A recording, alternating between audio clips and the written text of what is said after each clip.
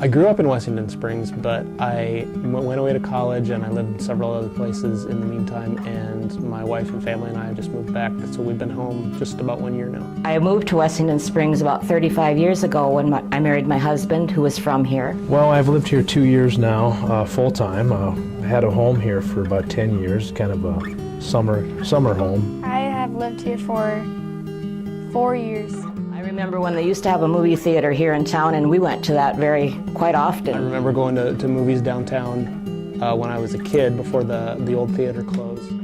The first thing I thought of was our residents here who aren't able to travel a long distance, go to a movie, and then travel all the way back home. We'd like to take them to the movies, but it's hard for them to get there because then it's a long drive to get there and back. The closest movie theater is probably Huron, which is at least a 30-minute drive, if not a little longer. If people are gonna go out for the night, that means going out to, again, driving 40, 50 miles, which is inconvenient, is more expensive, and is, in the winter is impossible, or with kids is impossible. An affordable option here for a movie theater, I think, would be a good thing for for all of our kids, but specifically I look at middle school and high school students. Right now, as far as a venue to go to that they particularly can go to on their own, there really isn't anything in existence in Wessington Springs right now.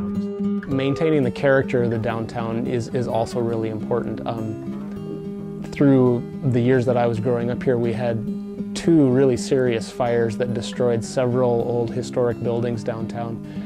We've had a bunch of rebuilding done, and that's been really encouraging. But my preference would be to restore one of the buildings downtown that is one of the older ones. We should try and use the buildings that we have here in town. We have a few vacant buildings at this point, and it's a shame to just see them sit there not being used. Use a building that's on Main Street. Some of them I know that we've restored in the past. The Opera House, for example, is a historic landmark, and it's utilized for a lot of community events.